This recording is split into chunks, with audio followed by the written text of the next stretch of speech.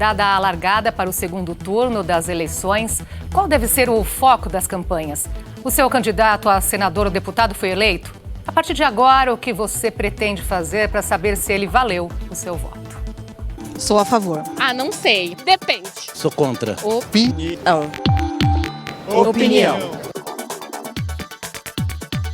Eu acho muito importante a gente saber sobre política, porque quem é que vai cuidar do nosso país são os políticos, né? Impacta na vida de todos nós, né? Tem muita gente que nem sabe nem quem votou na outra eleição para senador. Eu acho que as redes sociais, tem aproximado a gente, da política. Eu acompanho pela televisão, né? Quando tem votações, principalmente as mais polêmicas, eu procuro saber como é que eles se comportaram, né? Após a eleição que a gente vê, que antes todo mundo é ótimo.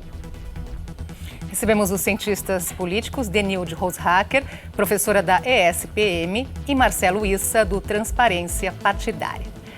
Obrigada por estarem aqui hoje com a gente. Começar então por essas escolhas para senadores, deputados, que muitas vezes as pessoas não dão tanta importância, mas que justamente esse voto ajuda a definir os rumos do país, não é? É uma eleição que tem muitas opções, e isso confunde um pouco o eleitor.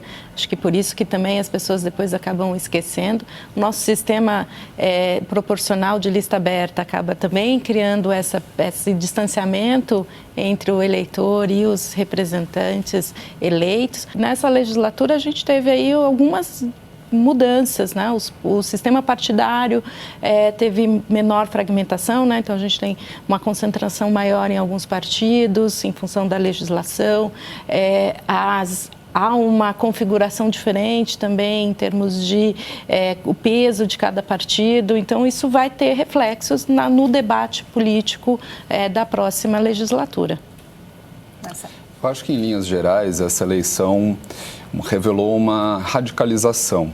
O eleitorado optou por candidatos mais à direita, eu diria até mais ligados à extrema-direita. Isso se reflete bastante na Câmara dos Deputados, mas principalmente no Senado Federal. Acho que a principal perda, o principal prejuízo é para essa direita democrática mais tradicional que nós tivemos no país durante as últimas décadas.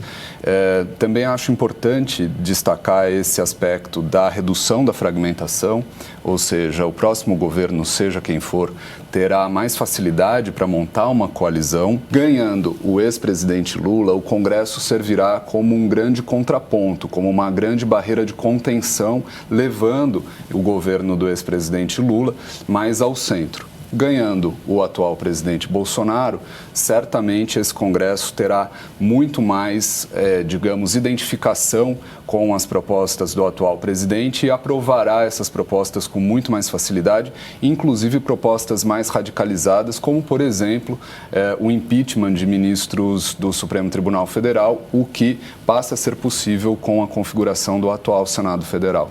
Houve renovação, professora? Olha, menos do que se imaginava que poderia ter, né, pelo número de candidatos. Você tem aí um índice elevado de deputados eleitos que está no segundo ou terceiro mandato. Eu queria destacar que a gente teve aí um aumento pequeno de mulheres também sendo eleitas, né, aumentou em relação à última eleição, mas ainda... Eu tenho aqui só esse dado, só para te interromper, trazendo esse dado da Câmara. Entre os 513 deputados eleitos, 91 são mulheres, né? Significa 18%. Teve um aumento importante, é um passo, mas ainda assim é pouco, mas ainda assim é pouco. E também acho que apontando aí algo que o Marcelo colocou, na bancada feminina a gente vai perceber de fato essa polarização, né? Você tem cada vez mais dois grupos se configurando, um mais à direita e a extrema-direita e um grupo mais à esquerda que tem aí um centro-esquerda. Então, as pautas também na bancada feminina vão ser muito parecidas com o que a gente vê na polarização geral do Congresso. E a gente também viu que o efeito do fundo eleitoral e do papel dos partidos em destinar recursos para os candidatos que eram mais competitivos e aqueles que já estavam buscando a reeleição também se mostrou algo que alavancou essas candidaturas. Ainda sobre a nova configuração do Legislativo, ouvimos Rodolfo Lago, diretor do Congresso em Foco Análise. Embora seja inegável o aumento da direita, com o crescimento do PL, partido do presidente Jair Bolsonaro, que passa a ter as maiores bancadas tanto na Câmara como no Senado, 99 deputados, 14 senadores, tem algumas outras ponderações aí que eu acho que são importantes a gente fazer. O PT também cresceu na Câmara, com a federação, com o PCdoB e o PV, passa a ter 80 deputados. Se a gente analisar as composições do Congresso desde a redemocratização do país, a gente vai ver que em momentos anteriores, quem estava no governo já teve maioria bem mais confortável. Isso é um tipo de vantagem que foi diminuindo, mas que certamente vai ser a menor no caso da próxima legislatura. Principalmente se ficar confirmado no segundo turno a eleição do Lula, que saiu do primeiro turno na frente, Ele vai ter muito mais dificuldade. Agora, isso não quer dizer que não haja margem de negociação. Há margem de negociação e é preciso também a gente verificar como é que vai se comportar aquele centro que não é centrão, MDB, União Brasil. Pegar por aí, como deve se comportar aquele centro que não é centrão, Marcelo. É esse pêndulo, Esses partidos PSDB, Cidadania, União Brasil, partidos que podem se mover tanto para lá quanto para cá. Esse será realmente o pivô, será realmente o grupo partidário que fará a diferença. Esse direcionamento de verbas públicas numa quantidade jamais vista para emendas parlamentares individuais, sem transparência, sem critérios técnicos, realmente alavancou, junto com o fundo eleitoral, como a Denilde falava, muitas candidaturas ligadas ao atual presidente Bolsonaro. Se o ex-presidente Lula, ou mesmo o presidente Bolsonaro, não puder mais contar com esse instrumento, certamente novas formas, e aí esperamos que sejam mais pautadas em questões programáticas de fato, negociações sobre programas e políticas públicas terão de ser debatidas, especialmente com este grupo partidário que não está tão definido assim. São esses partidos que têm se posicionado de modo mais neutro, digamos, nesse segundo turno.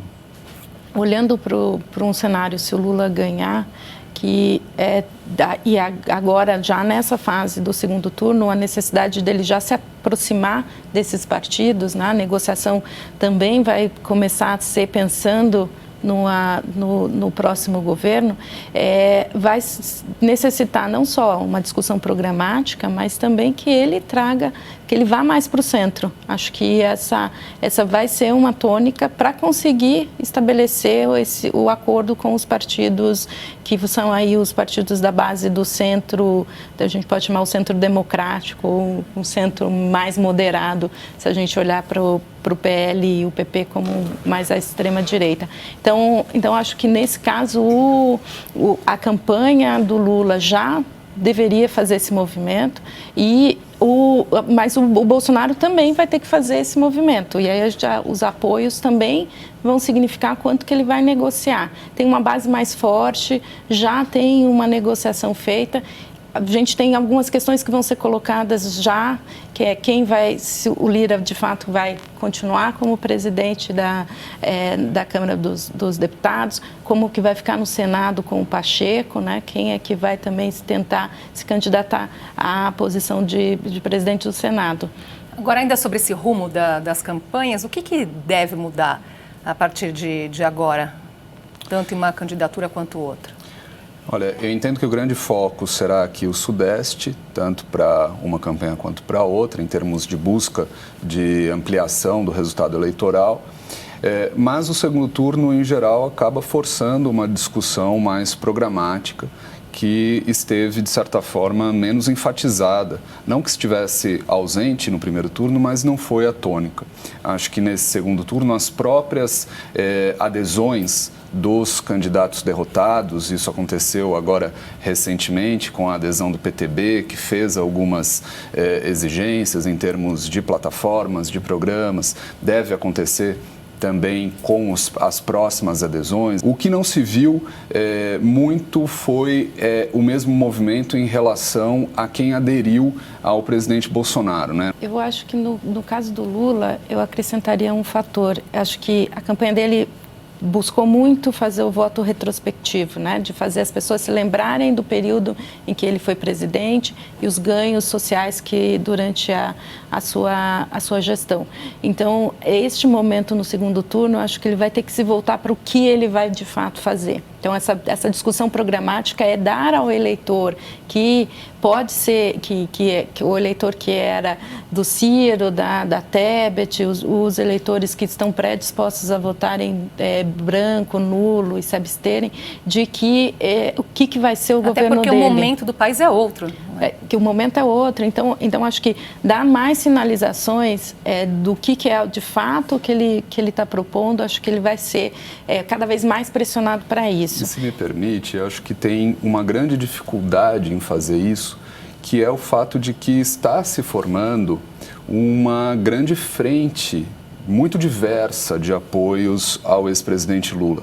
Então você tem desde Henrique Meirelles, passando por Guilherme Boulos, numa grande aliança que coloca desafios adicionais para a montagem de uma plataforma detalhada de governo. Agora, o quanto esses apoios aí, tanto dos candidatos que eram candidatos à presidência, quanto o que nós estamos vendo aí nos estados, o quanto disso aí pode de fato se reverter em voto? Sempre muito difícil saber qual é a capacidade que vai ter de transferência de votos, né? Ainda mais o segundo turno é mais curto, mas são 2 candidatos e aí o embate entre eles vai ser muito forte. Vai depender também do grau de envolvimento na campanha, né, tudo mais. O que acho que o Bolsonaro conseguiu demonstrar? Que ele não está isolado. Que tem figuras nos estados e aí os apoios que ele recebeu em Minas, Rio e agora em São Paulo mostram que ele tem uma densidade e uma capacidade. Então, o eleitor desses tanto principalmente em São Paulo, pode ser que tenha uma transferência. Agora, o Lula também tem apoios e também tem apoios importantes. Então, acho que tem um impacto muito forte na campanha. Vou interromper um pouquinho para chamar o intervalo e a gente volta já.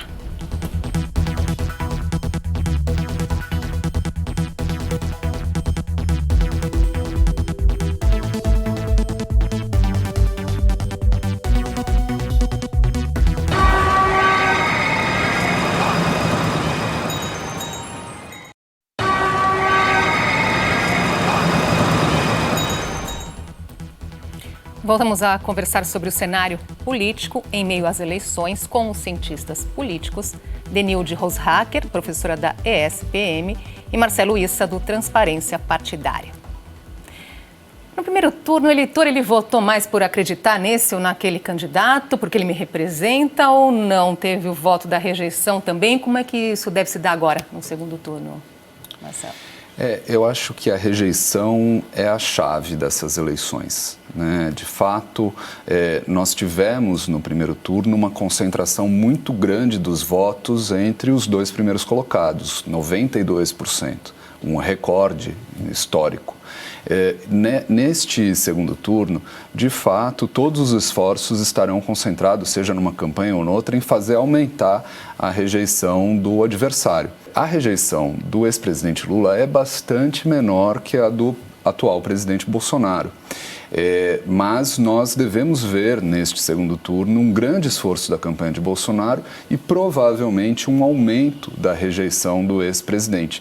Mas, de toda forma, a situação do presidente Lula é muito mais confortável. Se ele mantiver 25% só dos votos dados em Simone Tebet e Ciro Gomes, ele ganha as eleições matematicamente. Acho que a rejeição é um ponto importante, né? Foi a campanha do Bolsonaro tentou, e acho que parte dos resultados aqui no final é que a campanha foi muito efetiva em aumentar a percepção negativa sobre o Lula e sobre o PT. Acho que São Paulo, Rio, isso foram bastante, receberam muito dessa campanha negativa, inclusive fake news, né, que a gente sabe que foi menor do que se teve na eleição de 2018, mas ainda está presente, e nesse segundo turno a gente está vendo já esse aumento e essa circulação de fake news, para exatamente, acho que acontecer isso que o Marcelo ponderou, de que teremos uma investimento campanha na rejeição mesmo, na rejeição, né? É para aumentar a rejeição. Uma campanha de ataque. É uma campanha de ataque, né? E a campanha do Lula também vai tentar ampliar essa rejeição com relação ao Bolsonaro. E quanto essa campanha de ataque funciona? Eu estou falando até do eleitor que não está cansado disso, porque vocês chamaram a atenção aí no primeiro bloco sobre a falta da apresentação de projetos. De fato, foi o que aconteceu. E agora o eleitor, né, deveria esperar por isso. E uma campanha de ataque, de novo, funciona? Existe, de fato, uma demanda do eleitorado e da opinião pública por programas, por propostas, porque, de fato, a situação do país é muito complexa e a gente precisa enxergar minimamente de que forma nós iremos atravessar e resolver esses problemas graves que se colocam, seja para um, seja para outro, ou seja, a questão macroeconômica, fiscal, né? Nós tivemos aí um aumento de despesas muito grande realizado nesse último período, justamente com vistas a alavancar, a promover a candidatura do atual presidente, o que vai causar um sério problema nas contas públicas no ano que vem, e seja Bolsonaro, seja Lula, vai ter de lidar com isso. Na questão do eleitor, a gente viu que muitas pesquisas apontaram que o eleitor estava cansado, mas mesmo e que gostaria de propostas. Mas o segundo turno ele acaba sendo um de confrontação, então a expectativa de que a gente vai ter um debate mais propositivo pode ser que não aconteça, exatamente porque os dois candidatos vão buscar estratégias de criar aí um empecilho. E a campanha negativa para o Bolsonaro com relação ao Lula, ela tem um fator também, porque ele quer ampliar essa rejeição e os votos nulos e brancos e abstenção, porque há uma percepção de que pode ser aí um fator importante para a campanha dele conseguir diminuir essa diferença que ele teve no resultado do primeiro turno. Essa abstenção que foi de 20,9% do eleitorado, a maior desde 1998. Né? O que explica um número tão alto? É a maior desde 98, mas não é tão maior assim do que a média. Eu acho que essa radicalização, de fato, mas principalmente um clima de violência política, um clima de muita agressividade que se colocou e que fez, de fato, com que uma parcela significativa dessas pessoas deixasse de comparecer. Nem parecia, né, que nós estávamos em campanha nas ruas, não nas redes sim, mas nas ruas, às vésperas da eleição, via-se muito pouca manifestação política, quase não se via adesivos, bandeiras, ou seja, aquela festa da democracia que costumava ocorrer, não se viu, e penso que muito em função desse clima de violência política com diversos episódios muito tristes e graves que nós temos visualizado. Não aconteceu por medo, não é? Exato. Que é muito ruim também. Muito ruim. Agora, olhando para o número de aliados do presidente Bolsonaro eleitos, perde força também aquele discurso de fraude nas urnas que foi tão aí colocado, não é?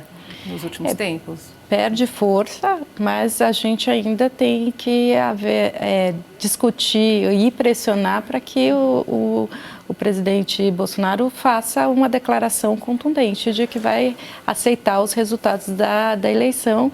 Ele saiu em segundo lugar no primeiro turno, justamente é legítimo fazer uma campanha para conseguir diminuir e até conseguir obter a vitória, mas ele precisaria ter essa declaração. Eu acho que essa declaração ainda é algo que não só no Brasil, mas no mundo há uma expectativa, né? A eleição brasileira foi acompanhada de forma intensa no mundo, exatamente em função dessa dúvida quanto ao o que vai ser após o resultado final. Agora, as figuras que estão apoiando hoje poderiam cobrar um posicionamento como esse, não é? Sem dúvida, é o que eu dizia antes, né? Nós temos visto algumas adesões, como por exemplo do governador de Minas, do atual governador de São Paulo, sem exigir essa contrapartida que seria o mínimo, né? Que o presidente se comprometesse claramente em respeitar o resultado da eleição. Não houve, todas as vezes que questionado nesse sentido, ele tergiversa, ele responde de forma evasiva e entendo que nesse segundo turno o risco aumenta. Né? No sentido de que é apenas a eleição de ambos que estaria sendo questionada e não a eleição de todo o Congresso Nacional. Mas não perde força justamente por isso? Porque aí vai um questionamento aí, então todos que foram eleitos, os governadores, todos os parlamentares eleitos, ele pode eventualmente questionar questionar o resultado da eleição do segundo turno apenas. Acho que a questão aqui é que há uma afirmação em uma declaração de fato de que os resultados serão aceitos, independente de quem for o vencedor, é bastante importante para a consolidação, uma pacificação do país. Sim. Inclusive, eu acho importante destacar que muitos apoiadores do presidente Bolsonaro já estiveram agora, né, nos últimos dias e estão questionando o fato de que o presidente conseguiu eleger muitos apoiadores, seja no âmbito dos estados, seja no Congresso Nacional, e que, estranhamente, não saiu em primeiro, né, como no primeiro turno. Eu acho que é importante lembrar que durante os anos do PT no governo, o PT também sempre elegeu muitos governadores, muitos senadores e deputados, e os presidentes Lula e Dilma sempre tiveram muita dificuldade, sempre enfrentaram disputas de segundo turno. Então, não é porque o presidente Bolsonaro teve um bom resultado nos estados e no Congresso Nacional que automaticamente ele deveria ser o primeiro colocado no primeiro turno. Palavrinha final para terminar. A palavrinha final é de que vai ser um mês bastante intenso, com muitos debates e que a eleição ainda tem muito o que se discutir e se entender. Minha palavrinha final é a seguinte: eu acho que para votar de modo consciente é preciso que os eleitores também deem uma olhada no cenário internacional. O presidente Bolsonaro está muito próximo de algumas lideranças de países como Rússia, Turquia, Hungria, Polônia. Muito enfatizada uma eventual relação do ex-presidente Lula e do PT com partidos de esquerda ou com algumas lideranças internacionais com esse direcionamento ideológico. Acho que é importante esse olhar mais abrangente do ponto de vista internacional para entender de modo mais aprofundado as vinculações de cada um dos candidatos com o restante do mundo. Temos muito que conversar até lá ainda. Marcela, obrigada, professora Denilde. Até uma próxima oportunidade. Obrigada. Eu que agradeço. Muito obrigado. Obrigada pela sua companhia. Até a próxima.